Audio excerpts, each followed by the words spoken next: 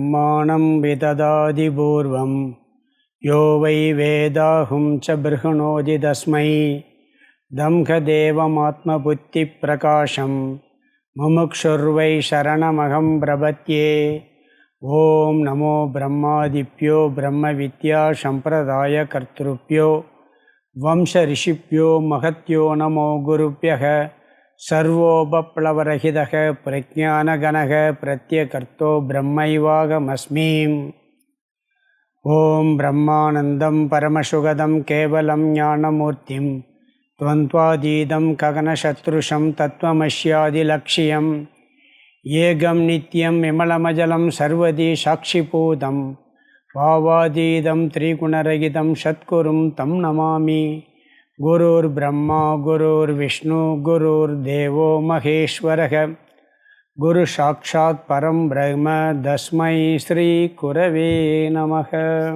முதல் ஸ்லோகம் 40வது ஸ்லோகம் படிக்கணும். ஸ்ரீஹரிம் பரமானந்தம் உபதேஷ்டாரமீஸ்வரம் வியாபகம் சர்வலோகானாம் காரணம் தம் நமாம்யகம். ஸ்லோகம் 40.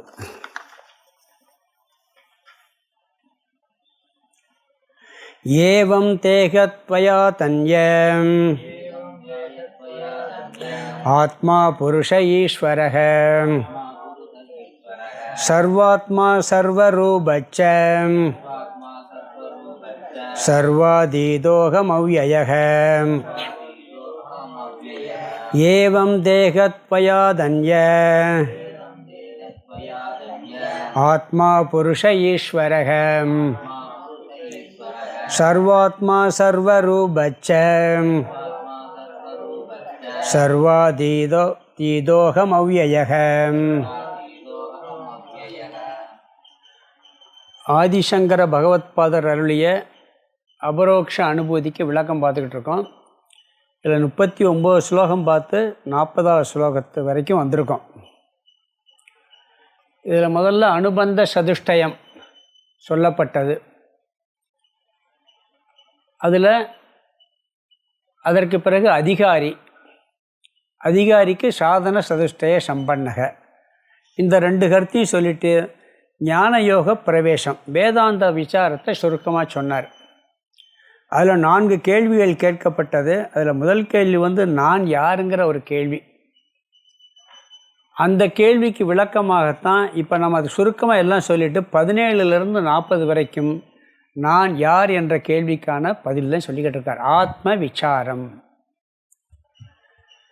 இதில் எல்லாம் நம்ம பார்த்துக்கிட்டு இருக்கோம்.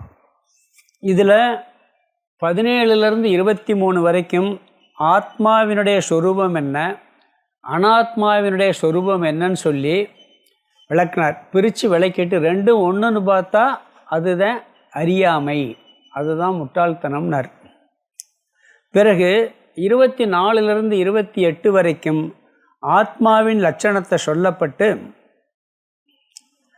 இதுதான் ஞானம்னார். நீங்கள் ஆத்மாவின் லட்சணத்தெல்லாம் தெரிஞ்சுக்கிட்டு இந்த உடம்பு அசத்தியமானது, இந்த உடம்பு நானல்லன்னு தெரிஞ்சுக்கிட்டு ஆத்மா இதுதான் தெரிஞ்சுக்கிட்டா இதுதான் ஞானம். ஆத்மாவையும் அனாத்மாவையும் ஒன்றா பார்த்தா அது அஞ்ஞானம்னார். இது 28 வரைக்கும். பிறகு 29ல் ஒரு அஞ்ஞானி கேட்கிற கேள்வி, அதுலேயும் ஒரு 4 லட்சணம் சொன்னார். பிறகு அஞ்ஞானிக்கு ஆத்மாவை புரிய வைக்கிறதுக்கு என்ன சொன்னார்னா, நீ ஆத்ம தத்துவத்தை புரிஞ்சுக்கிறணும்னா யுக்தியையும் பயன்படுத்தணும், சுருதியையும் பயன்படுத்தி புரிஞ்சுக்கிறணும்னு சொன்னார். யுக்தியை பயன்படுத்தணும்னு சொல்லி 33லிருந்து 33 வரைக்கும் யுக்தி பிரமாணம். இந்த உடல் என்பது நான் அல்ல என்பதற்கு இது பஞ்சபூதத்தின் சேர்க்கை, ஒரு கூட்டம். இந்த உடம்பு மட்டுமல்ல, சூக்ஷ்ம சரீரம் 19 அங்கங்கள் இருக்குது. அதில் இதெல்லாம் ஒரு தனி பிரித்தோம்னா ஒன்றுமே இல்லாமல் போயிடும். கார் இருக்குது, கார் காருன்னு சொல்கிறோம், டயர் தனியாக ஸ்டேரிங் தனியாக பிரித்தாச்சுன்னா நாங்கள் ஒன்றுமே இல்லை, வேலையே இல்லாமல் போயிடும். அது மாதிரி உடலில் இருக்கக்கூடிய ஒவ்வொரு பார்ட்டியும் எடுத்தாச்சுன்னா அதுக்கு உடலுங்கிறதுக்கே அர்த்தம் இல்லாமல் போய்விடும். அது ஒரு கூட்டம்னாரு. எப்பயுமே அந்த சொன்ன 5 பேர் சேர்ந்து நிற்கிறாங்க, அதில் 5 பேர் 5 பேர் சேர்ந்த கூட்டம்னு சொல்கிறோம்.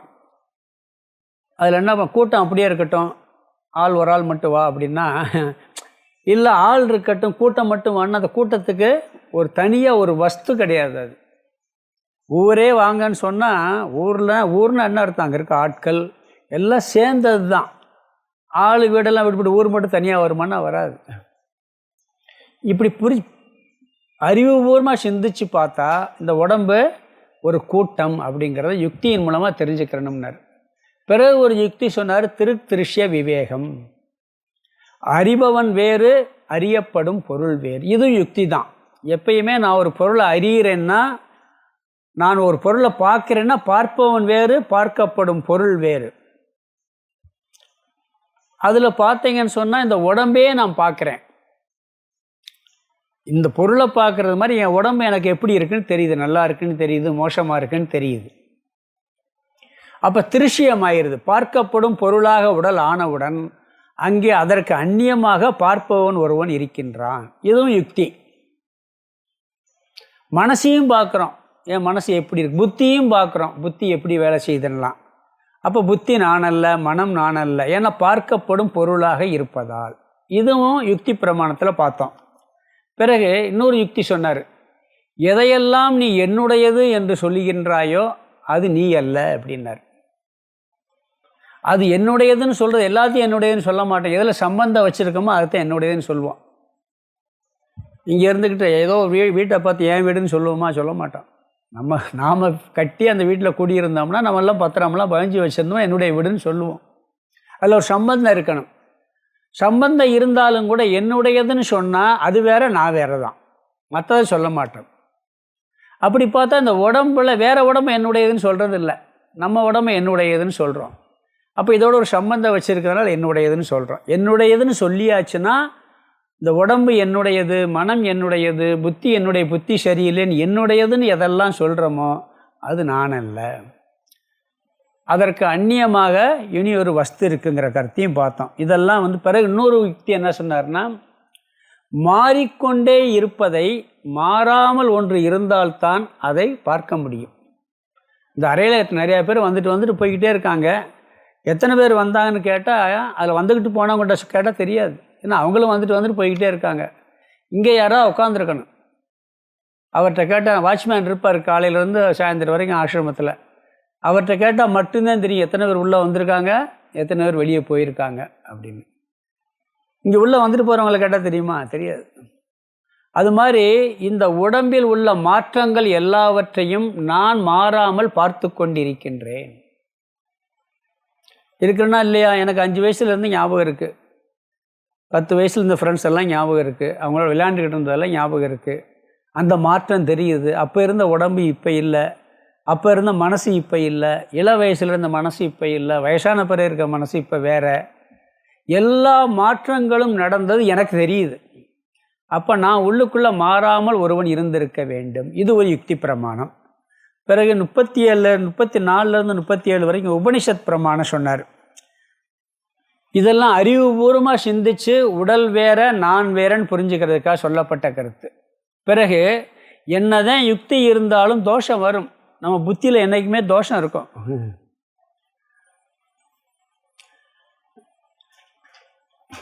நம்ம புத்தியில் என்றைக்குமே தோஷம் இருக்கும். அதனால் புத்தியை மட்டும் வச்சு பார்க்கக்கூடாது, வேதத்தை பிரமாணமாக எடுத்துக்க. அறிவை கொடுக்கும் கருவி நம்மளுக்கு வேதம்தான். அதில் ஸ்வேதார உபனிஷத்தில் ஆத்மாவுக்கு வேறாக வேறு ஒன்றும் இல்லை அப்படின்னு ஒரு கருத்து வந்துச்சு. அதுதான் இருக்கிறதுலே மேலானது. பிறகு பிருகதாரண்ய உபனிஷத்து, பிறகு சர்வம் புருஷ ஏவ இதி சகசிர புருஷ தீக்ஷான்னு சொல்லி புருஷ சுக்தத்துலேருந்து ஒரு மந்திரம் பார்த்தோம். பிருகதாரண்ய உபனிஷத்தில் கடைசியில் ஆத்மா அசங்கக, எதனோடும் ஒட்டாதவன், இந்த சரீரம் இருக்கே ஒளி அதோட சம்பந்தப்படாதவன்.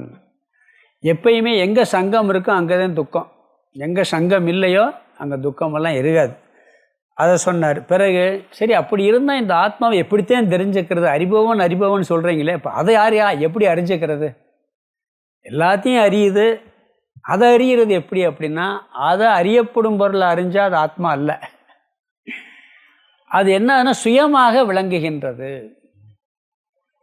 தானாக விளங்கி கொண்டிருக்கிறது. சுயம் ஜோதி பிராமணம்னு சொல்லி பிருகதாரண்ய உபனிஷத்தில் ஒரு இதே இருக்குது, சுயம் ஜோதின்னு சொல்லி. இந்த லைட்டு எரியலைன்னா நம்மளுக்கு இங்கே இருக்க பொருள் எதுவுமே தெரியாது. லைட்டு வெளிச்சத்தை வச்சு கண்ணியை வச்சு இந்த பொருளெல்லாம் பார்க்குறோம். ஆனால் லைட்டை பார்க்குறதுக்கு இன்னொரு லைட் தேவையில்லை, இன்னொரு வெளிச்சம் தேவை இருக்குமா? லைட்டு இருக்கிறத தானாக காட்டிக்கிட்டு இருக்கு. நான் இருக்கின்றேன் என்பதை அதுவாக விளங்கி கொண்டிருக்கிறது. நம்ம பார்க்குற தெரிஞ்சுக்கலாம். உலகத்தில் நீ எதை பார்க்கணுன்னாலும் 5 இந்திரியம் வேணும், கட்டாயம் வேணும். நான் இருக்கின்றேன் என்பதை அறிந்து கொள்வதற்கு எந்த இந்திரியமும் தேவையில்லை. கண்ணில் பார்த்து தான் இருக்கிறேன்னு சொல்ல முடியுமா? நல்ல இருட்டு அறையில் உட்காந்துருக்கீங்க, ஒரு சப்தமும் இல்லை, எல்லாம் பூட்டி இருக்குது, நல்ல இருட்டாக இருக்குது. நான் என்னை தெரிஞ்சுக்கிறதுக்கு நான் பார்த்து என்னை தெரிஞ்சுக்கிற முடியலைன்னு சொல்ல முடியுமா? முடியாது. தொட்டு பார்த்து தெரிஞ்சுக்கிறணுமா? இல்லை கூப்பிட்டு பார்த்து தெரிஞ்சுக்கிறணுமா? எதுவுமே இல்லாமல் நான் இருக்கேங்கிறது எனக்கு விளங்கிக்கிட்டு இருக்கு. அது சுயம் ஜோதியாக இந்த ஆத்ம தத்துவம் உள்ளே ஒளிர்வதால் தான் நான் இருக்கேன்னு தெரிஞ்சுக்கிறதுக்கு எந்த இந்திரியத்தையும் நான் பயன்படுத்த வேண்டிய அவசியம் இல்லை. மற்றதை தெரிஞ்சுக்கிறதுக்கு நான் உள்ள ஒருத்தன் இருக்கேன், இந்திரியங்கள் மூலமாக தெரிஞ்சுக்கிறேன் ஆத்ம தத்துவம். இந்த ஆத்மாவை தெரிந்து கொள்வதற்கு வேறு ஒரு தேவையில்லை, சுயம் ஜோதியாக இருக்குன்னு சொல்லி வேதம் சொல்லியிருக்கு. பிறகு இது ஞானகாண்டம். கர்மகாண்டத்தில் ஒரு கொட்டேஷன் கொடுத்தார். சாதாரணமாக நாமெல்லாம் ஞானகாண்டத்தில் உபனிஷத்துக்களை படித்ததெல்லாம் சொல்கிறோம். கர்மகாண்டத்தில் சொர்க்கம் நரகம் இதெல்லாம் சொல்லியிருக்கு. அவங்க என்ன சொல்கிறாங்கன்னா, உடலுக்கு வேறா ஒரு உயிர் தத்துவம் இருக்குங்கிறது அவங்களும் ஒத்துக்கிறாங்க. கர்மகாண்டத்தில் சாதாரண மக்கள் கூட ஒத்துக்கிறான். உயிர் போயிடுச்சுப்பா, எந்த லோகத்துக்கு போயிருக்கானோ, சொர்க்கத்துக்கு போயிருக்கானோ, நரகத்துக்கு போயிருக்கான் சொல்கிறோமா இல்லைங்களா? இல்லை எந்த உடம்புல போய் புகுந்துருச்சோன்னு சொல்லுவாங்க. சொல்கிறது உண்டா இல்லைங்களா? பாகவத கதை கூட சொன்னேன். பாகவதத்தில் ஒரு கதை இருக்குது. நல்ல சொத்தை காப்பாற்றி வந்திருக்காரு. திருப்பி என்ன பண்ணியிருக்கு, இறந்து போயிட்டார் அப்பா. அவன் கடை வச்சு உட்காந்துருக்கான், பெரிய பணக்காரன், வசதியானவன். நாயாக பிறந்து அந்த வீட்டை சுற்றிக்கிட்டு செய்வேன், அடித்து துரத்துவானான், அது போகாதான். அவன் என்ன சொல்கிறான், எந்த ஜென்மத்தில் உள்ள தொடர்போ என்னை விட்டு போக மாட்டேங்குதுன்னு சொல்லுவான். அப்படி உயிர் கர்மகாண்டத்தில் இருக்குதெல்லாம். அப்போ உடலுக்கு வேறாக ஒரு தத்துவம் இருக்குங்கிறது ஞானகாண்டம் மட்டுமல்ல, கர்மகாண்டத்திலும் சொல்லப்பட்டிருக்கிறங்கிற கருத்து வருது. இதுக்கு கர்மகாண்ட பிரமாணம். சரி, எல்லாம் உயிருக்கு வேறா இருக்குன்னு சொன்னால், அந்த உயிர் தத்துவங்கிறது எதுன்னா மனம் புத்தி சித்தம் சொல்கிறோம் பார்த்தீங்களா, அந்த சூக்ஷ்ம சரீரம், இதுதான் உயிர்னு சொல்லுவான் கர்மகாண்டத்தை படி பார்த்தா. அப்போ அது ஆத்மாவா அப்படின்னு ஒரு கேள்வி வந்தால் அதுவும் ஆத்மா அல்ல, அதுவும் ஒரு சரீரம்தான். அதுவும் என்ன, பஞ்சபூதங்களின் சேர்க்கை, 19 அங்கங்களினுடைய சேர்க்கை தான் சூக்ஷ்ம சரீரம் அப்படின்னு சொல்லி பார்த்துட்டு நிறைவாக இந்த ஆத்ம தத்துவத்தை நிறைவு பண்ணுறதுக்காக 40வது ஸ்லோகத்தில் 7 லட்சணங்கள் சொல்லி அதை நிறைவு பண்ணார். ஸ்லோகம் 40. அதுதான் பார்த்துக்கிட்டு இருந்தோம். அதாவது ஆத்மா தேகத்வயாத் அந்யக, 2 அதாவது துவயாத்துங்கிறார். அதாவது 2 தேகத்திற்கும் வேறானது. தேகத்வயம், 2 தேகம் என்ன, ஸ்தூல சரீரம் சூக்ஷ்ம சரீரம், 2க்கும் வேறானது ஆத்மா. இன்னொன்னையும் சேர்த்துக்கிறணும், காரண சரீரம் ஒன்று இருக்குது, அதையும் சேர்த்துக்கிறணும். அதற்கும் வேறானது ஆத்மா. புருஷக பூரணமானவன். இந்த ஆத்ம தத்துவம் என்றும் குறைவில்லாதது, பூரணமானது, குறையொன்றும் இல்லை, மறைமூர்த்தி கண்ணான்னு பார்த்தோம். பிறகு ஈஸ்வரகன்னா எல்லாவற்றுக்கும் தலைவன், இந்த அண்ட சராசரத்திற்கே ஆதாரமான ஒரு தத்துவம். இந்த ஆத்ம தத்துவம் இல்லைன்னா உலகமே கிடையாது. இதன் மேலே தான் எல்லாம் கற்பிக்கப்பட்டிருக்கு. உணர்வே எல்லாம், உணர்வுல தான் எல்லாம் கற்பிக்கப்பட்டிருக்கு. உணர்வு இல்லைன்னு வச்சுக்கோங்க, இந்த உலகம் இருக்குன்னு யார் சொல்கிறது? நம்மளுக்கே உணர்வு இல்லைன்னு என்ன பண்ணுவோம்? ஒன்றும் தெரியாது. 10 வருஷம் ஹோமா ஸ்டேஜுக்கு போனாலும் 10 வருஷம் கழித்து முழிச்சா என்ன நடந்துச்சுன்னு கேட்போம். அப்படித்தான் எங்கள், ஏன்னா உணர்வு அங்கே ஒடுங்கி போயிருக்கு. ஆழ்ந்த உறக்கமும் அப்படித்தான். உறக்கத்தில் டைமே தெரியாது. நீங்கள் எந்திரிச்ச உடனே பாருங்கள், முதல்ல பார்க்குற டைம் தான் பார்ப்போம், விடிஞ்சிருச்சா, எவ்வளோ நேரம் ஆகிருக்குன்னு. ஏன்னா டைம் தெரியாது, காலங்கிறது அங்கே ஒடுங்கி போயிடுதாங்க. உணர்வு வெளிப்பட்டாத்தான் எல்லாமே இருக்குது. இல்லை உங்களுக்கு உணர்வு இல்லாட்டி மற்றவங்களுக்கு இருக்குது தெரியுது இல்லைன்னு சொன்னால், மற்றவங்களுக்கு உணர்வு இருக்கிறதுனாலையும் தெரியுது. உணர்வு இல்லைன்னா அந்த உலகம் இருக்குன்னு யார் சொல்கிறது? அதனால் உணர்வு தான் எல்லாத்துக்கும் ஆதாரம தத்துவம். பிறகு சர்வாத்மா, இந்த சரீரத்திற்கு மட்டுமல்ல அனைத்து சரீரத்திற்கும் நான் ஆதாரமான ஒரு தத்துவம். சர்வ ரூபச்ச, இதுவும் பார்த்தோம். அனைத்து ரூபமாகவும் பிரம்மன் தான் இருக்கிறது. எல்லாம் பிரம்மன் மீது, ஆத்மாவின் மீது அனைத்து உருவங்களும் கற்பிக்கப்பட்டிருக்கிறது. எறும்புலேருந்து பிரம்மா வரைக்கும் எல்லா சரீரமும் எது நிலையில் இருக்குது? ஆத்மாவில் தான் கற்பிக்கப்பட்டிருக்கு. எல்லா ரூபமும் அதுதான். கயிறு தான் பாம்பா இருக்கு, பாம்பா தெரியுது, ஒரு வெடிப்பா தெரியுது, மாலையா தெரியுது. ஒரே பொருள் பல ரூபமாக தெரிகிறது. அதாவது ஒரே தத்துவத்தின் மேலே தான் எல்லாமே கற்பிக்கப்பட்டிருக்கு. ஒரே நீர் தான், நீர் ஒரே நீர் தான். ஆவியாக போனால் உருவம் இல்லை. டம்ளரில் ஊற்றி வச்சா அதனுடைய வடிவம், சொம்பில் ஊற்றி வச்சா அதனுடைய வடிவம், குளத்துலனா குளத்தின் வடிவம், கடலில் கடலினுடைய வடிவம். ஒரே நீர் தத்துவம் எதில் போய் சேருதோ அந்த வடிவம் மாதிரி ஒரே ஆத்ம தத்துவத்தில் தான் இந்த அனைத்து உருவங்களும் கற்பிக்கப்பட்டுள்ளது. பிறகு சர்வ அதீதக, அனைத்தையும் கடந்தவன். எல்லாம் நானாக பிரம்மனாக ஆத்மாவாக இருந்தாலும் எதுவும் ஆத்மாவை பந்தப்படுத்தாது. எல்லாம் ஆத்மா தான், எல்லாம் ஆத்மா மேலே கற்பிக்கப்பட்டிருக்கு. அப்போ அந்த பிரச்சனை இதோட சேருமா இல்லைங்களா? அதனுடைய கஷ்டமெல்லாம் இதுக்கு வருமா இல்லையா? அப்படின்னா இது பந்தப்படுத்தாது ஆத்மாவை. நம்ம ஏற்கனவே பார்த்தோம், மாயை ஈஸ்வரனை பந்தப்படுத்தாது, ஞானியை பந்தப்படுத்தாது, நம்மளெல்லாம் பந்தப்படுத்தும். அதுக்கு போலீஸ் திருடன் தான். மந்திரி பின்னாடியும் போலீஸ் இருப்பார், மந்திரி பின்னாடியும் போலீஸ் இருக்கும். ஆனால் போலீஸ் யார் கட்டுப்பட்டிருப்பார்? மந்திரி கட்டுப்பட்டு. திருடன் பின்னாடியும் போலீஸ் போகும், ஆனால் திருடன் போலீஸ் கட்டுப்பாட்டிலையும் திருடன் இருப்பான். நாமெல்லாம் மாயையினுடைய கட்டுப்பாட்டில் இருக்கோம். ஞானம் வந்தாச்சுன்னா நம்ம கட்டுப்பாட்டில் மாயை வந்துடும், கடவுளுடைய கட்டுப்பாட்டில் மாயை வரும். அது மாதிரி ஆத்மாவினுடைய சொரூபம் புரிஞ்சாச்சுன்னு சொன்னால் அது பந்தப்படாதது, கட்டுப்படுத்தப்படாததாக இருக்கிறது. பிறகு அவ்யயக, அகங்காரத்திற்கே சாட்சி, குறைவற்றவன், அகங்காரத்தையே வேடிக்கை பார்ப்பவன். இந்த தத்துவம் புரிஞ்சாச்சுன்னு சொன்னால், நல்லா புரிஞ்சிட்டோம்னா நாம் இதெல்லாம் வேடிக்கை பார்க்க ஆரம்பிச்சிருவோம். எதை? எல்லா விஷயம் வேடிக்கை பார்த்துருவோம். டிவி பார்க்குறோம், டிவியில் சந்தோஷமான செய்தி வருது, சோகமான செய்தி வருது. சோகமான செய்தி அழுவோம், சந்தோஷமான வந்தால் சிரிப்போம். ஒரு பெரிய டென்ஷனான செய்தி நம்மளும் டென்ஷன் ஆகும். ஆனால் எவ்வளோ நேரம் இருக்கும்? கொஞ்ச நேரம்தான். வந்த உடனே அதில் ஒரு முக்கியத்துவமே கொடுக்க மாட்டோம். காரணம் என்னென்னா அது நம்மளோட வேடிக்கை பார்க்குறோம். குழந்தை போகும்போது பார்த்திங்கன்னா சொல்லுவோம், பராக் பார்க்காதேன்னு ஒரு அடி அடிப்போம். ஏன்னா வெளியே பார்க்குறதுக்கு ஒரு ஆர்வம், அதில் சந்தோஷம் இருக்குது. வேடிக்கை பார்க்குறதுல நம்மளுக்கு எல்லாருக்கும் ஒரு மகிழ்ச்சி இருக்குது. அப்படி நான் ஆத்மஸ்வரூபம் என்ற ஞானம் வரும் பொழுது அனைத்து சம்பவங்களையும் பார்ப்பவனாக ஆகிவிடுவோம், வேடிக்கை பார்ப்போம்.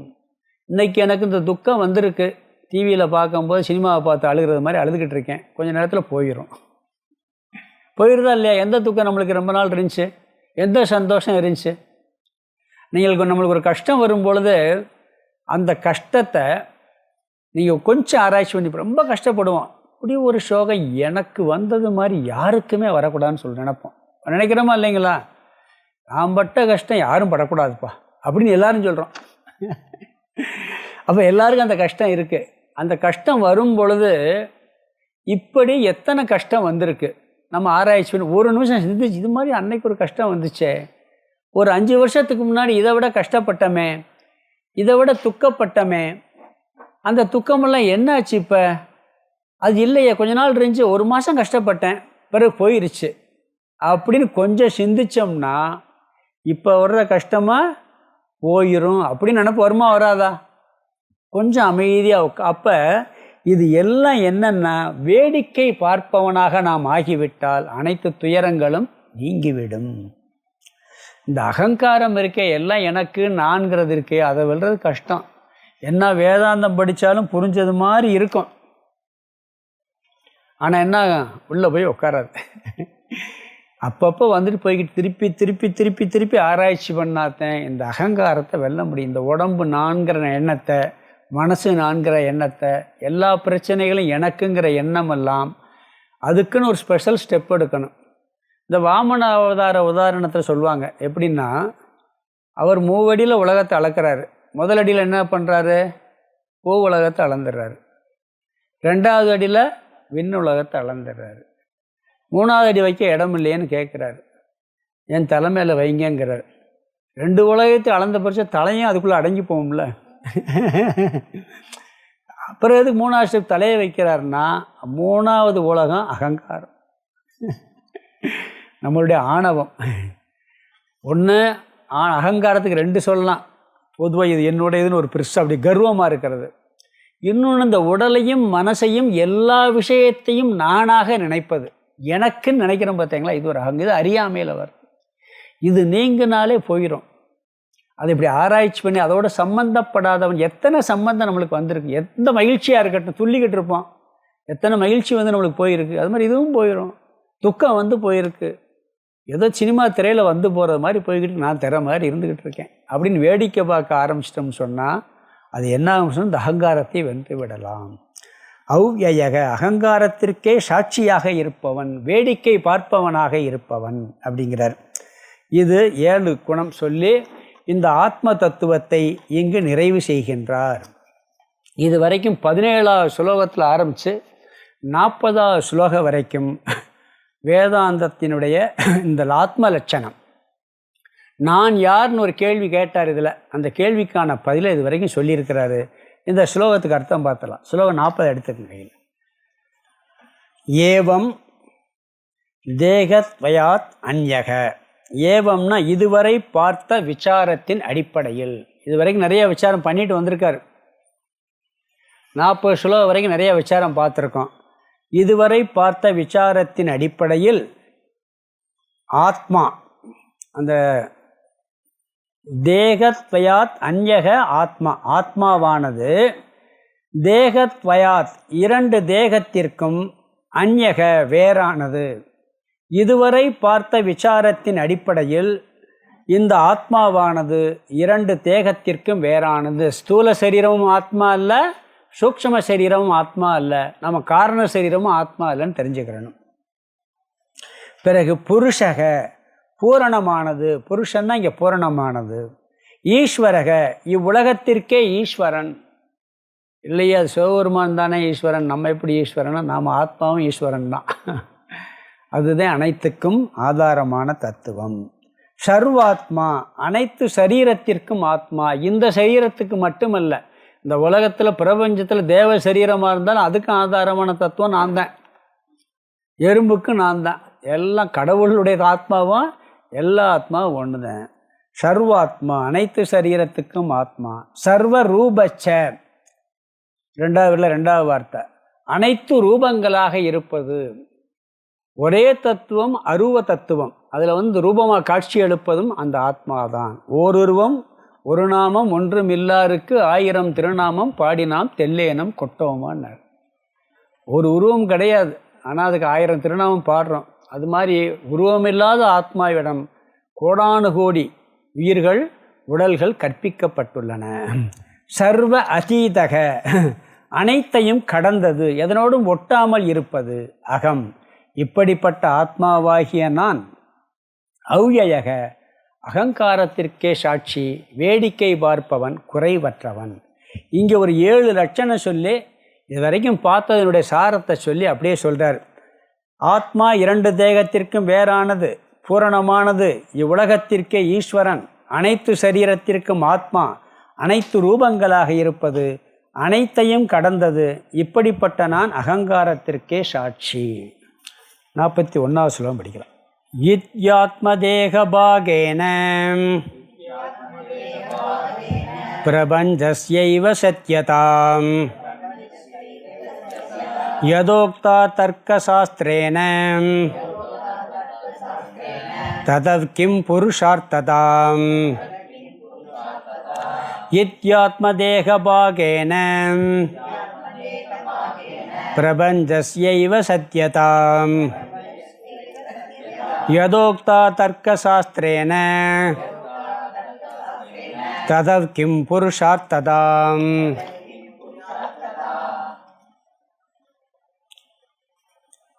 இந்த 41வது ஸ்லோகத்திலிருந்து 89வது ஸ்லோகம் வரைக்கும் மித்தியா தத்துவம். இந்த உடல் உலகம் எல்லாம் மித்தியா, சத்தியம் அல்ல அப்படிங்கிற கருத்தை நிரூபணம் பண்றார். இந்த உலகம் அனைத்தும் அனாத்மா, மித்தியா என்ற கருத்து இதில் சொல்றார். இதில் இந்த ஸ்லோகத்தில் ஒரு சிஷ்யன் கேள்வி கேட்பது போல வருது. அதாவது இந்த உலகம் தேகம் மித்தியா, சத்தியம் அல்ல. இந்த சத்தியம் இல்லேன்னு தேகம் சத்தியம்னு சொல்லிட்டோம்னா மோட்சத்துக்கு இடமெல்லாம் போயிடும். அந்த கருத்து வரப்போகுது. இந்த உலகத்தை சத்தியம்னு என்னைக்கு நம்ம நினச்சிக்கிட்டு இருக்கோமோ, இந்த உடம்பையும் என்னைக்கு சத்தியம்னு நினைக்கிறோமோ, அது வரைக்கும் மோட்சம் வராது. அந்த கருத்து இங்கே சொல்லப்படுது. இதில் முதல் வரியில் முதல் பகுதியில் சொல்கிறார் பாருங்க, இதி ஆத்ம தேக பாக்கேன. இதுவரை கேட்ட ஆத்மா தேகம் அல்ல என்ற விசாரத்தின் வாயிலாக, அதாவது இதுவரைக்கும் உடல் ஆத்மா அல்லன்னு பார்த்தோம். பிறகு பிரபஞ்சசிய சத்தியதா, பிரபஞ்சமும் உண்மை என்ற தன்மை வந்து விடுகிறது. அதாவது இந்த உடம்பு ஆத்மா அல்லன்னு சொல்லியாச்சு, ரைட்டு, கரெக்டு. இதில் ஒரு முக்கியமான கருத்தை நாம் புரிஞ்சுக்கிறணும். இது வரைக்கும் இந்த ஸ்லோகத்தில் சொன்னார், இந்த அசத்தான உடல் ஆத்மா அல்லன்னு சொன்னார். என்ன சொன்னார்? அசத்தான உடல் ஆத்மா அல்லன்னார். அவனுக்கு இந்த அசத்துங்கிறது சிஷ்யன் மனசில் பதியலை. இந்த உடம்பு ஆத்மா அல்லங்கிறது பதிஞ்சுக்கிடுச்சு. அப்போ ஆத்மா நான் ஒன்று இருக்கேன், இந்த உடம்பு ஆத்மா அல்ல. சரி, உடம்பு ஆத்மா இல்லை, அசத்துன்னு கூட அவன் ஓரளவு புரிஞ்சிருக்கேன்னு வச்சுக்கோங்க. ஏன்னா உடம்பு கொஞ்ச நாள் அழிஞ்சு போகுது, கண் கூட பார்க்குறான். எத்தனையோ சரீரம் வருது. வயசானவங்கள இறந்து போனோன்னு என்ன பண்ணுறாங்க? நெருப்பில் எரிச்சிடுறாங்க, தண்ணியில் போட்டுறான், பூமியில் போச்சிடுறான், பஞ்சபூதத்தில் போயிடுது. ரைட்டு. ஆனால் பஞ்சபூதம்னு ஒன்று இருக்கா இல்லையா? அது சத்தியமாக தானே இருக்கணும். கேள்வி வருமா இல்லைங்களா? அப்போ ரெண்டு இருக்கா இல்லையா? ஆத்மாவுக்கு வேற உடல், ரைட்டு, உடல் வேற இருக்குது, அது அழிஞ்சும் போயிடுது. அப்போ இந்த ஆத்மான்னு ஒன்று இருக்குது, இந்த உலகம்னு ஒன்று இருக்குது. அப்படி ரெண்டு சத்தியங்கிற புத்தி வந்துடும். இந்த ஆத்மாவை புரிஞ்சுக்கிறது கூட ஈஸி. இந்த உலகம் மித்தியான்னு புரிஞ்சுக்கிறது இருக்கே, அதுதான் ரொம்ப கஷ்டம்.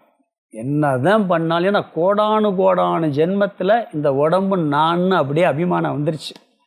எறும்பு உடல் எடுக்கும்போது நான் நினச்சிருப்போம், புழு உடம்பு எடுக்கும்போதும் நான் நினச்சிருப்போம், புல்லாகி பூடாயின்னு சொல்கிறார்ல. தேவர் உடம்பு எடுக்கும்போதும் உடம்புதே நான் நினச்சிருப்போம். இந்த உடம்பை விட்டு போகிறான், பிறகு ஒரு உடம்பு எடுத்து அந்த உடம்புதே நான் நினச்சிக்கிட்டு இருப்போம். இப்படி அந்த அபிமானம், உடல் தான் நான்கிற எண்ணம் எத்தனையோ கோடான ஜென்மம் வந்ததுனால அதை நீக்கிறதுக்கு ரொம்ப கஷ்டமாக இருக்குது. இந்த 40 ஸ்லோகத்தில் ஆத்மா சத்தியம் சொல்லிட்டு மறைமுகமாக அனாத்மா அனித்தியம் சொல்லிட்டாரு. இருந்தாலும் அது மனசில் போகாதுங்கிறதுக்காக ஒரு தனி ஸ்டெப் எடுத்து அதை சொல்கிறார். மாண்டிக்கிய உபநிஷத்தில் எடுத்துக்கிட்டிங்கன்னா ஆத்மா அத்வைதம், பிரம்மன் சத்தியம், அத்வைதம்ங்கிறது ஒரு அத்தியாயம் இருக்குது, அத்வைத பிரகரணம்ட்டு. மித்தியாங்கிறதுக்கு காரிகையில் ஒரு அத்தியாயமே வச்சுட்டார், வைத்திய பிரகரணம் ஒரு அத்தியாயமே வச்சுருக்கார். ஏன்னா அதுதான் ரொம்ப இம்பார்ட்டண்ட்டாக இருக்குது. காட்சிக்கு இருக்குது, ஏன்னா அனுபவத்தில் இருக்கிறத போய் பொய்யின்னு எப்படி சொல்ல முடியும்? அனுபவத்தில் இல்லாததை நீங்கள் பொய்யின்னு சொன்னீங்கன்னா ஏற்றுக்கிறலாம். கண் கூட நேருக்கு நேரம் பார்க்குறேன், கண் கண்ட சாட்சின்னு சொல்கிறோம், அதை போய் எப்படி சொல்கிறது? அது போகாது. கண்ணால் காண்பதும் பொய்யே, காதால் கேட்பதும் பொய்யே, தீர விசாரிப்பதே மெய்யன்றிருக்கு. சினிமா பாட்டிருக்கே, கண்ணை நம்பாதே உன்னை ஏமாற்றும், நீ காணும் காட்சி உண்மை இல்லாதது, அறிவை நீ நம்பு உள்ளம் தெளிவாகும். எம்ஜிஆர் பாட்டு. படத்தில் வேற எதுக்கு வரும், ஆனால் வரி அருமையான வரி. கண்ணை நம்பாதே உன்னை ஏமாற்றும், நீ காணும் காட்சி உண்மை இல்லாதது, அறிவை நீ நம்பு, ஞானத்தை நம்பு, உள்ளம் தெளிவாகும். அது மாதிரி இந்த மித்தியாங்கிறது புரிஞ்சுக்கிறதுக்காக என்ன பண்ணுறாரு, தனி ஸ்டெப் எடுத்து இங்கே சொல்கிறார். அது அனுபவத்தில் இருக்கிறதுனால இருக்குது. சரி, இருந்தால் இருந்துட்டு போட்டுமே அப்படின்னு சொன்னால், அப்படி இருந்ததுன்னா நிச்சயம் மோட்சம் வராது. ஏன்னு சொன்னால், கயிறை நீங்கள் பாம்புன்னு பார்த்துட்டீங்கன்னா பொய் தான், உண்மைன்னு தெரியுறதுக்கு பயப்படுவோமா பயப்பட மாட்டோமா? அந்த ரூமுக்குள்ளே போவோமா? ஒரு கயிறு கிடக்கு, அது பாம்பு மாதிரி தெரியுது, அது பாம்பு இல்லைன்னு தெரியுற வரைக்கும் அந்த ரூம் நுழையவே மாட்டோம், பயந்துக்கிட்டே இருப்போம். அப்போ சந்தேகம் இருந்தாலும் பயந்துக்கிட்டு தான் இருப்போம். எப்போ சத்தியம் பொய்ன்னு தெரியுதோ அப்போ தான் அந்த பயம் நீங்கும். அப்படி இந்த உலகத்தில் நாம் என்ன பண்ணிக்கிட்டு இருக்கோம், எல்லாத்துலேயும் பயந்துக்கிட்டு எல்லா பிரச்சனையில் இருக்கோம். நாம் சந்திக்கிற அத்தனை பிரச்சனைகளும் உண்மையல்ல, இப்போதைக்கு வந்திருக்கு போயிடும், டெம்பரவரின்னு ஒரு புத்தி வரணும். அது வந்துச்சுன்னா தான் மோட்சம் கிடைக்கும். அது வரைக்கும் இந்த சம்சார பந்தம் நீங்காது. அதை யார் இதெல்லாம் உண்மை நினைக்கிறாங்கன்னு சொல்கிறாருன்னு சொன்னால், 2வது முதல் பகுதியில் சொல்கிறார், யதோக்தா தர்க்க சாஸ்திரேன.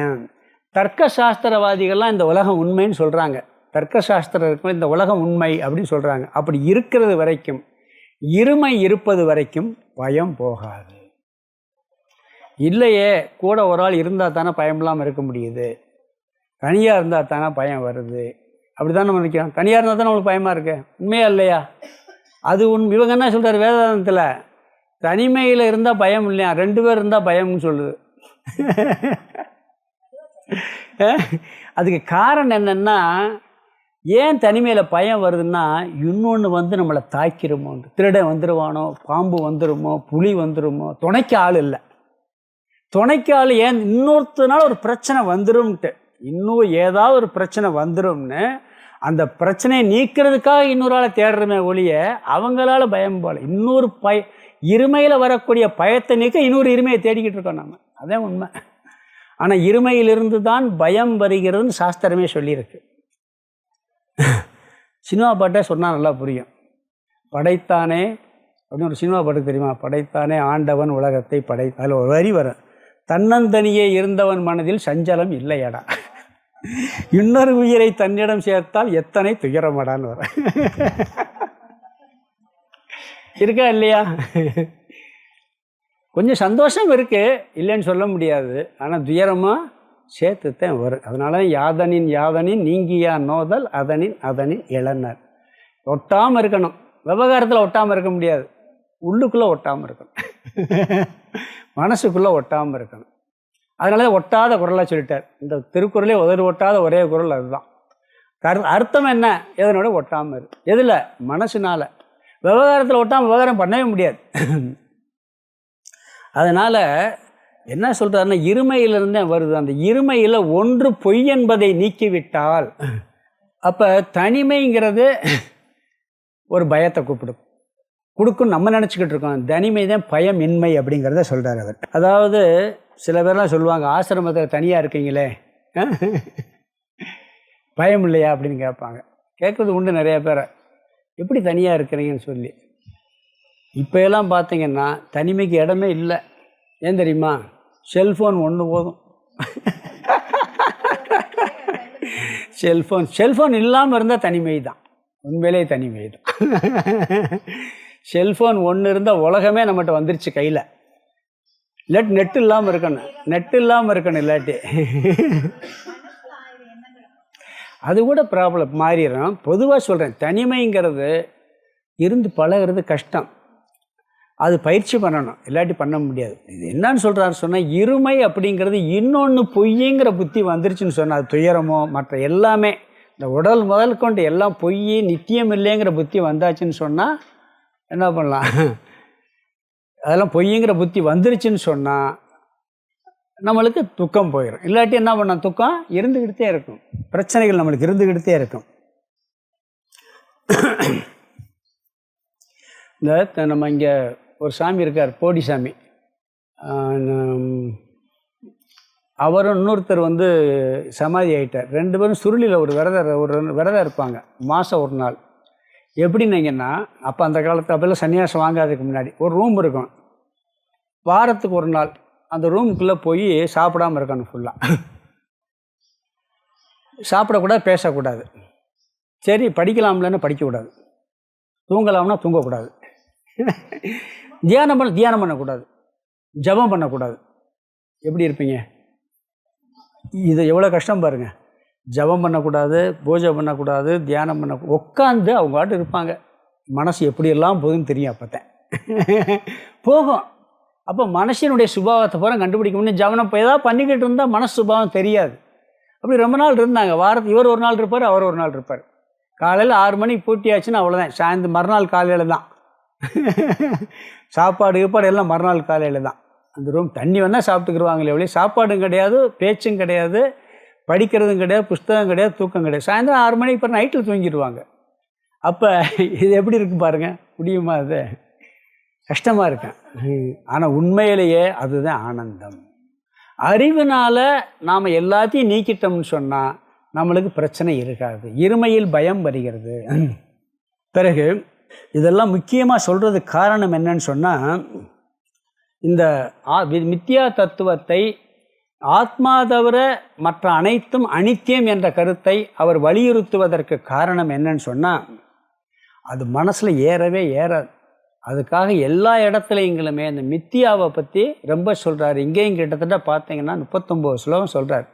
89 வரைக்கும் 40 ஸ்லோகம் வரைக்கும் சொல்கிறார். இங்கே ஆத்மா மட்டுமே சத்தியம், மற்றது சத்தியம் இல்லை.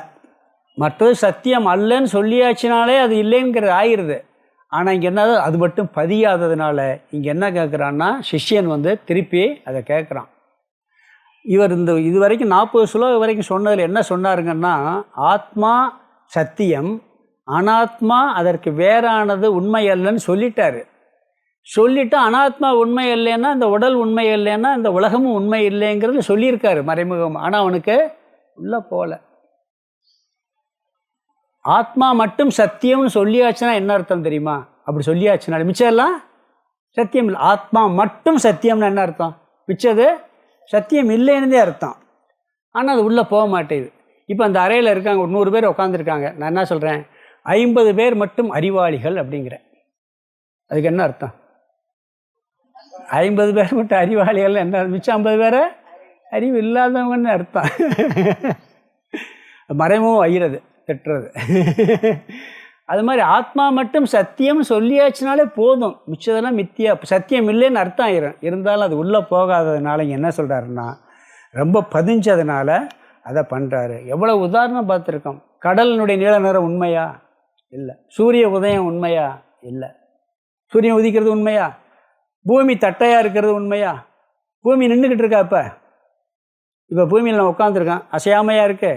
என்னமோ ஒரு செகண்டுக்கு 18 கிலோமீட்டர் வேகத்தில் சுற்றிக்கிட்டு இருக்கோம்மா. தெரியுது, அனுபவத்தில் இருக்கா? இல்லை. எத்தனை உதாரணம் பார்த்தாலும் அனுபவத்தை உண்மைன்னு நினைக்கிறோம், அறிவை உண்மைன்னு நினைக்கிறது இல்லை. அதனால் என்ன பண்ணுறாரு, மீண்டும் மீண்டும் இதை சொல்லுகின்றார். கடைசி வார்த்தை 2வது வரியில், ததக கிம் புருஷார்த்ததா, அப்படி இருமை இருந்தால் எப்படி புருஷார்த்தமான மோட்சம் கிடைக்கும்? இருமையிலிருந்து விடுபட்டால்தான் அனைத்து சம்சாரமும் வரும். சிஷ்யன் கேட்குறான், இப்படி இருந்தால் எப்படி மோட்சம் கிடைக்கும்? ஒன்று சத்தியம், ஒன்று மித்தியான்னு புரிஞ்சுக்கிட்டாத்தான் மோட்சம், மற்ற எதிலிருந்தும் மோட்சம் கிடைக்காது. அத்வைத தத்துவம் ஒன்றில் தான் நீங்கள் கேள்விக்கு முற்றுப்புள்ளி வரும். மனசில் சந்தேகம் வந்துக்கிட்டே இருக்கு நிறையா. அந்த சந்தேகத்துக்கு எங்கே முற்றுப்புள்ளி வரும்னு சொன்னால் அத்வைத தத்துவத்தில் மட்டும்தான் வரும், வேறு எந்த தத்துவத்திலையும் வராது. என்ன கேள்வி கேட்டாலும் அங்கே வராது. அத்வைத தத்துவத்தில் ஒன்றில் தான் ஒரு முற்றுப்புள்ளி புத்தியில் அரிப்பு போகும். நீங்கள் கர்மகாண்டம், கர்மா தியரி, என்ன தியரி பேசுனீங்கன்னாலும் அங்கே என்ன வரும்னு சொன்னால் அடுத்து ஒரு கேள்வி கேட்க முடியும். இப்போ இருக்க நம்ம இந்த பாவ புண்ணியமெல்லாம் சொல்கிறோம், இந்த உலகத்தில் வாங்குகிற பாவ புண்ணியமெல்லாம் இருக்குது. நான் ஒரு சாதாரண ஒரு கேள்வி கேட்குறேன், இந்த ஜென்மத்தில் கஷ்டப்படுறதுக்கு என்ன காரணம்? போன ஜென்மத்தில் பண்ண பாவம். போன ஜென்மத்தில் ஏன் நான் பாவம் பண்ணேன்? அதுக்கு முந்தின ஜென்மம். எத்தனை ஜென்மத்துக்கு சொல்லுவீங்க? எங்கேயா விட வருமா? விடையே வராது. நீங்கள் ப்ராக்டிக்கலாக ஒரு 4-5 பிறவி, 4-5 கர்மா தியரி வரைக்கும் கொஸ்டின் பண்ண முடியும். பொய்யுங்கிற கருத்தை புரிஞ்சாத்தேன் ஒன்றும் பதில். கனவுல என்னை புலி துரத்துச்சு, ஓடினேன், சொல்லிக்கிட்டு இருக்கேன். காலையில் எந்திரிச்ச உடனே என்னை புலி துரத்துச்சு, ஓடிக்கிட்டே இருந்தேன். அப்பா ஏறி தப்பிச்சு வர்றதுக்குள்ள எடுப்பா, ஏன்டா காட்டுக்கு நீ போன அப்படிங்கிறான். கனவுடாங்கிறான். கேள்வி கேட்பானா? நீ ஏன் காட்டுக்கு போன, ஏன் ஓடின, ஏன் புளி துரத்துச்சுன்னு கேள்வி கேட்டு சொல்லிட்டு அப்படி ஓடினேன் இப்படி ஓடனே சொல்லிக்கிட்டே இருக்கான். எதுக்குடா நீ இப்படி போன அப்படின்னா, கனவுலடா அப்படிங்கிறான். அது பிறகு ஏதாவது கேள்வி வருமா? வரவே வராது. அது மாதிரி இந்த இருமை நீங்கினால்தான் இந்த புத்தியில் ஒரு அறிவு, சயின்ஸே அங்கே தான் முற்றுப்புள்ளி வரும். விஞ்ஞானத்தினுடைய கொஸ்டின்ஸ்க்கே முற்றுப்புள்ளி அத்வைதத்திலே வருவார். ஆனால் பொய்யா சொல்கிறது இல்லை, சும்மா பிரெயின் வாஷ் எல்லாம் கிடையாது. அறிவுபூர்வமாக இதை தவிர இல்லைங்கிறது அழகாக கொண்டு போய் புத்தியில் ஏற்றிடுவாங்க. சாஸ்திரமும் சொல்லுது, குருமார்களும் சொல்லி நம்ம புத்தியில் ஏற்றியாச்சுன்னு சொன்னால் அங்கே கொஸ்டினுக்கே இடம் இல்லாமல் போயிடும். அங்கே அத்வைதம் ஒன்று தான் நிறைவை தரும். அதனால் என்ன சொல்கிறாருன்னு சொன்னால், இங்கே இந்த மித்தியா தத்துவத்தை அடுத்து விளக்குகின்றார். அதனால் என்ன சொல்ல போகிறாருன்னா, நான் இனிமேல் அடுத்த ஸ்லோகத்தில் சொல்ல போகிறார், இந்த உலகம் பொய் என்ற கருத்தை தெளிவாக விளக்கி சொல்ல போயிடும் ஒரு சங்கல்பம் பண்ணி அடுத்த ஸ்லோகத்தில் ஆரம்பிக்க போகிறார். இந்த ஸ்லோகத்துக்கு அர்த்தத்தை பார்த்துடலாம். இத்யாத்ம தேக பாகேன பிரபஞ்சஸ்யைவ சத்யதா. இங்கே இத்யாத்ம தேக பாகேன, இதி ஆத்ம தேக பாகேன, இதுன்னா இதுவரை, இந்த 40வது ஸ்லோகம் வரைக்கும் பார்த்த, இதுவரை கேட்ட ஆத்ம தேக பாகேன, ஆத்மா தேகம் அல்ல என்ற விசாரத்தின் மூலமாக, இதுவரைக்கும் பார்த்தோம் ஆத்மா தேகம் அல்ல, இந்த உடம்பு ஆத்மா இல்லைன்னு விசாரம் பண்ணிட்டோம். அதன் மூலமாக பிரபஞ்சஸ்ய, இந்த பிரபஞ்சத்திற்கு ஏவ சத்யதா, சத்யதா ஏவ உண்மையாயிருக்கின்ற தன்மை, அதாவது இந்த தேகம் ஆத்மா அல்லன்னு பார்த்தாச்சு. அப்போ உடம்புன்னு ஒன்று இருக்குன்னு சொல்லி என்ன பண்ணுறாங்க அவங்க, உடம்புனா தேகம் பஞ்சபூதம், பிரபஞ்சத்திலேருந்து வந்தது, பஞ்சபூதம் வந்தது. அப்போ பஞ்சபூதம் உண்மையாக இருக்குது, இந்த உலகம் உண்மையாக இருக்குன்னு சொல்லி யார் சொல்கிறான்னா, தர்க்க சாஸ்திரேன, தர்க்க சாஸ்திரத்துலலாம் சொல்கிறாங்க இந்த உலகமும் உண்மை ஆத்மாவும் உண்மைன்னு சொல்கிறாங்க. தர்க்க சாஸ்திரேன, தர்க்க சாஸ்திரத்தினால், யதா உக்தா, எவ்வாறு சொல்லப்பட்டுள்ளதோ, ததக, ரெண்டாவது கீழே ததக, ததகன்னா அவ்வாறு இருந்தால், அப்படி இந்த உலகம் உண்மையாக இருந்தால், கிம் புருஷார்த்ததா, இந்த புருஷார்த்தமான மோட்சம் எப்படி கிடைக்குங்கிறார். எருமை வந்துச்சுனாலே அங்கே மோட்சம் இல்லை, துயரம்தான். புத்தியிலையும் அரிப்பு வராது, விவகாரத்துலேயும் துயரம் வரும். அறிவில் ஒரு தாக்கம் இருந்துக்கிட்டே இருக்கும். அதுக்கு பிறகு என்ன, அதுக்கு பிறகு என்ன, இறந்த பிறகு என்னங்கிற கேள்வி இருக்கா இல்லையா? என்ன ஆகும்னு யாருக்கு தெரியும்? சரி, வேறு பிறவி எடுக்கிறோம், இல்லை சிவலோகம் போய் இருக்கோம், கைலாசத்தில் போய் இருக்கோம் வச்சுக்கிறோமே, அங்கே எத்தனை வருஷம் இருப்போம் சொல்லுங்கள்? மோட்சங்கிறது கைலாசம் போகிறோம்னு வச்சுக்கிறோமே, இல்லை பார்க்கடலில் போய் அடைச்சி எத்தனை வருஷம் இருப்போம்? 10 கோடி வருஷம் இருக்கலாமா, இல்லை 1000 கோடி வருஷம்? அதுக்கு பிறகு போர் அடிக்காதா? அவர் முகத்தையே பார்த்துக்கிட்டு எப்படி உட்காந்துருக்கு, என்னடா இப்படிலாம் சொல்கிறீங்கன்னு நினைக்காதீங்க. அங்கே கேன்சரே இல்லை. அங்கே போய் அவர் தத்துவத்தை புரிய வச்சார்னா பண்ணுவார் அந்த பகவான், சமஷ்டியில் கலத்துருவார், அவ்வளோதான். அதனால் இந்த அத்வைத தத்துவம் ஒன்று தான் நிறைவு அடையும், வேறு எதுலேயும் கிடைக்கவே கிடைக்காது. அதனால தான் இந்த இது சொல்கிறாங்கல்ல, கிரம முக்தின்னு சொல்லி, பிரம்மலோகம் போய் அங்கே போய் இதே தத்துவத்தை பிரம்மா உபதேசிப்பாரான், அங்கே போய் மோட்சத்தை அடைஞ்சிருவான். அவன் அப்படித்தான் இருக்க முடியுமே ஒழிய, அங்கேயும் போய் அடையலைன்னா சுந்தரர் மாதிரி திரும்பி வரணும். வர்றாரா இல்லையா? அவர் திரும்பி வந்திருக்காரா இல்லையா? அவங்கெல்லாம் மகான்கள் தான், பெரிய ஞானிகள், அவங்களுக்கெல்லாம் பெரிய தபஸ்விகள் தான். தத்துவ அடிப்படையில் பார்த்தா மாற்றம் வருதே, ரிட்டன் ஒன்று வந்துடுறோமே, அப்போ நிறைவுங்கிறது அங்கே அடைய முடியலையே அப்படிங்கிற ஒரு கொஸ்டின் வருதா இல்லையா? அப்போ இந்த தத்துவம் புரிஞ்சாதான் நம்ம நிறைவடைய முடியும், மோட்சம் என்பது சித்திக்கும். அடுத்த ஸ்லோகம் படிக்கலாம். 42. இத்யாத்ம தேக பேதேன தேகாத்மத்வம் நிவாரிதம் இதானீம் தேகபேதஸ்ய ஹியசத்வம் ஸ்புடமுச்யதே. இத்யாத்ம தேகபேதேன தேகாத்மத்வம் நிவாரிதம்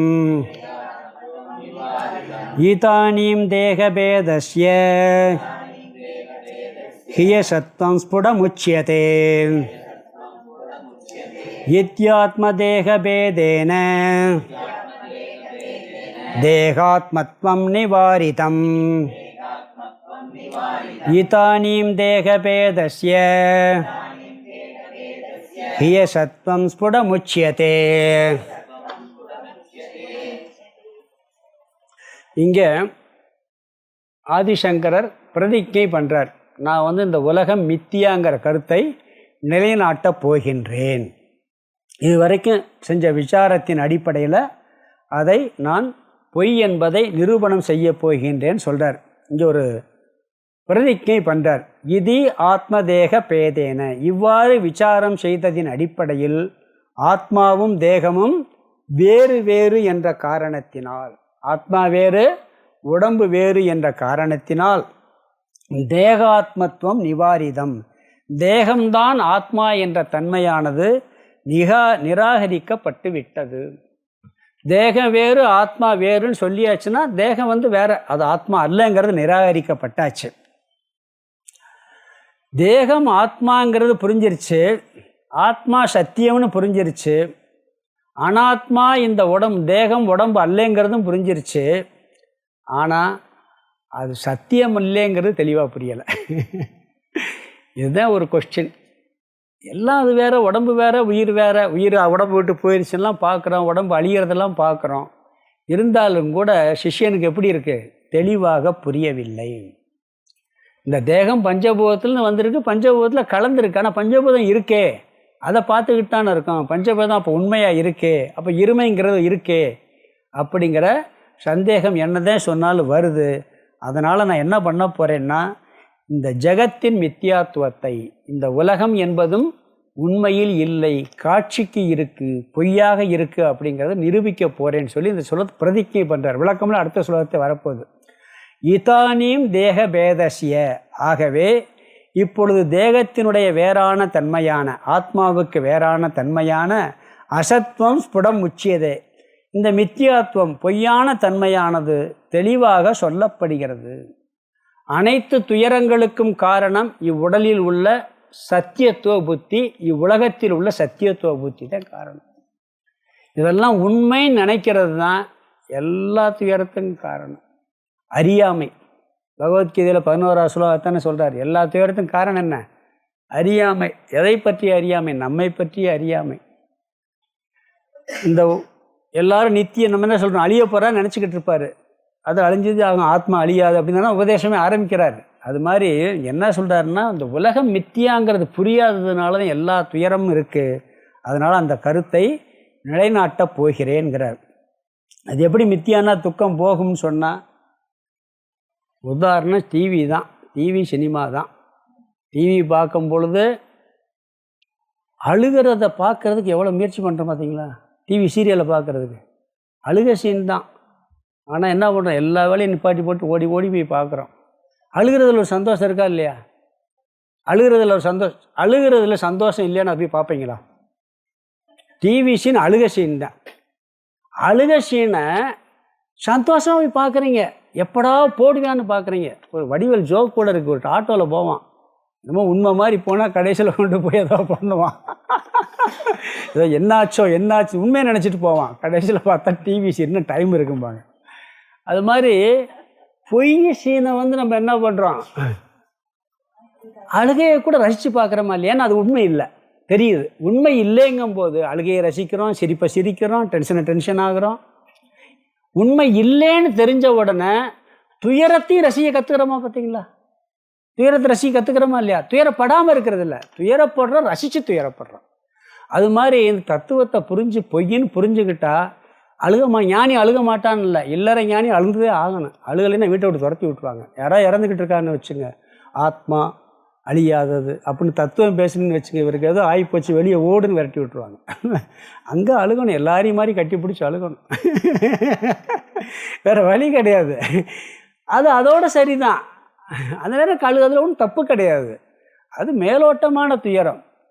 அது உண்மையிலேயே இல்லை, எத்தனை துயரம் வந்திருக்கு, எத்தனை மரணம் வந்திருக்கு. அந்த நேரம் அழுதுட்டு போய்கிட்டே இருப்போம். சினிமா டிவி பார்க்குற மாதிரி, சினிமா பார்க்குற மாதிரி இந்த உலக வாழ்க்கையை பார்க்க ஆரம்பிச்சிருவோம். அப்போ அதில் தான் ஆனந்தம் கிடைக்கும், அதில் தான் மோட்சம் கிடைக்கும். ஆகவே இந்த உலகத்தை மித்தியா என்பதை நான் நிரூபிக்கப் போகிறேன் அப்படின்னு சொல்லி இந்த சுலோகத்தில் சொல்லிவிட்டு விளக்கத்தை அடுத்த சுலோகத்தில் ஆரம்பிக்கிறார். முதல் சுலோகத்தில் லைட்டாக சொன்னார் 41. பிறகு நான் தெளிவாக விளக்க போகிறேன்னு சொல்கிறார். உடல் மித்தியாங்கிறத கொஞ்சம் சொல்வார். அதுக்கு பிறகு உலக மித்தியாங்கிறத அழகாக விளக்கி 89 ஸ்லோகம் வரைக்கும் இந்த கருத்தை ரொம்ப அழகாக கொண்டு போகிறார். இந்த அபரோக்ஷ அனுபூதிங்கிறது ஆதிசங்கர பகவத்பாதரே எழுதுனதாக சொல்லுவாங்க. மற்ற பிரகரண கிரந்தம்லாம் மற்றவங்க ஆதிசங்கரர் பேரில் வந்திருக்குன்னு சொல்லுவாங்க, தத்துவபோதம், வேக சூடாமணி எல்லாம். இந்த அபரோக்ஷ அனுபூதி மட்டும் அவரே நேரடியாக எழுதப்பட்டது. அதனால தான் வித்யாரண்ய மகாசுவாமிகள் இதுக்கு விளக்கம் எழுதியிருக்கார், இந்த அபரோக்ஷ அனுபூதிக்கு. இதில் நல்ல அருமையான விளக்கங்கள் வருது. பிராரப்த கர்மமும் இல்லைன்னு ஒரு கருத்து நிரூபிப்பாருங்க, நிதித்தியாசனத்துக்கு அழகாக கொண்டு போகிறாருங்க பின்னாடி. அதனால் அருமையான டெக்ஸ்ட் இது. இந்த ஸ்லோகத்துக்கு அர்த்தத்தை பார்த்துடலாம்.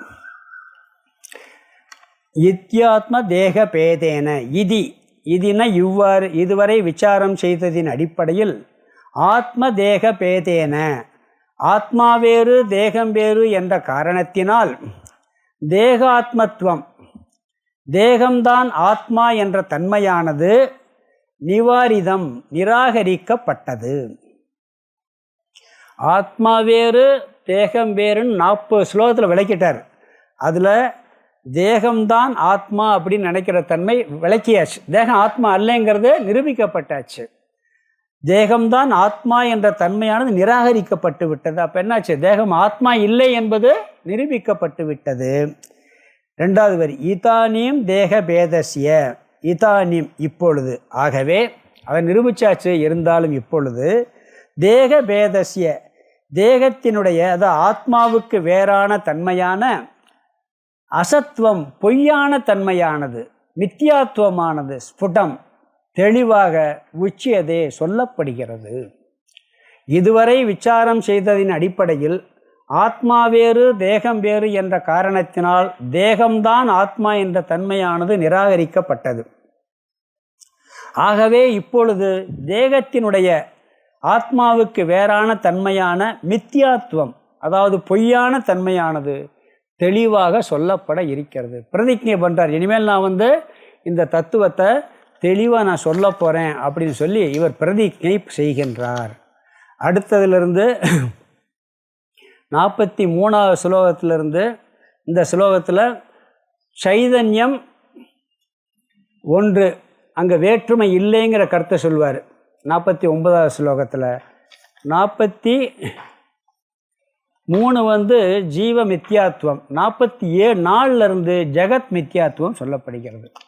இந்த ஜீவனுடைய பொய்யான தன்மை சொல்லப்படுகிறது. பிறகு அனாத்மாவினுடைய இந்த உலகத்தினுடைய பொய்யான தன்மையை சொல்வார். இந்த பேதம் இல்லை நிரூபிப்பார். 3 பேதம் இருக்குது நம்மகிட்ட.